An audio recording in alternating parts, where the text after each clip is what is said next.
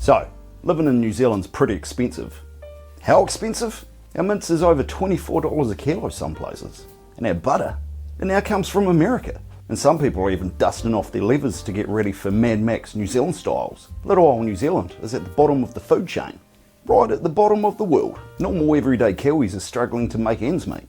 And it's only going to get worse.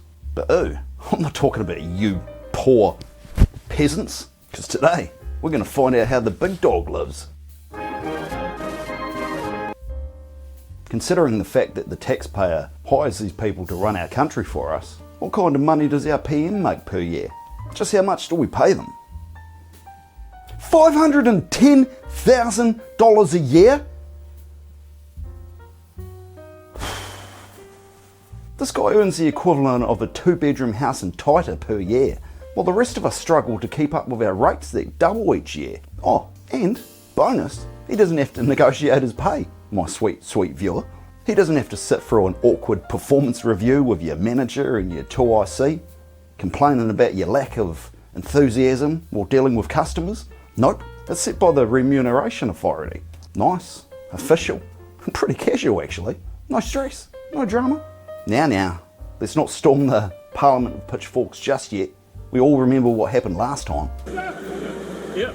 Even though the paycheck for the top dog is arguably pretty high, he does pay tax, like the rest of us. New Zealand's top rate for the highest paid individuals is 39%. After PAYE does its cruel, sad thing, that 510k drops down to a measly 300,000. So, let's take a bit of a house tour, shall we?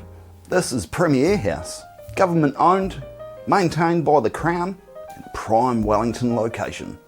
And the best part, not a single mortgage payment in sight. Now, technically the Prime Minister doesn't have to live here, but if they do, well, they don't have to pay rent, no rates, and no fixing the leaky tap.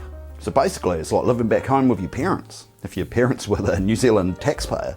But to be fair, come on, it's not a private getaway, because you've got staff on hand for every beck and call. Private security, events happening all the time. It's pretty stressful, man. You need that downtime, you know?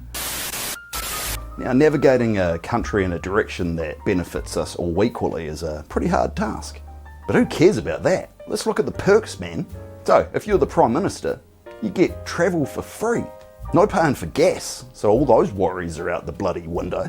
You're not even getting out the car. You've got a guy to do that. Because when you're PM, you can't be seen pumping your own gas. Oh, and did I mention that there's also an accommodation allowance?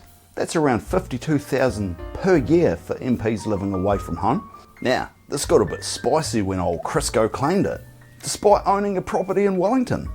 Oof, that was a bit sly there, Christopher. I bet he wasn't too happy about the public finding out about that one. But yes, in the end he paid it back. This one's pretty huge in my book. The PM regularly gets classified briefings from intelligence agencies, the Defence Force, and economic advisors. Because of this early information, you're one of the most informed people in the country, which basically means you know all about the aliens, Bigfoot, the Chupacabra.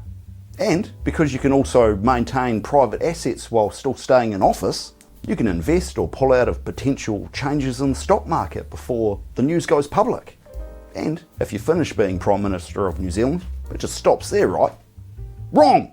Former Prime Ministers are entitled to a taxpayer-funded pension forever. And how much is this pension, you may ask? Well, it works out to be 1/3 of the current Prime Minister's salary.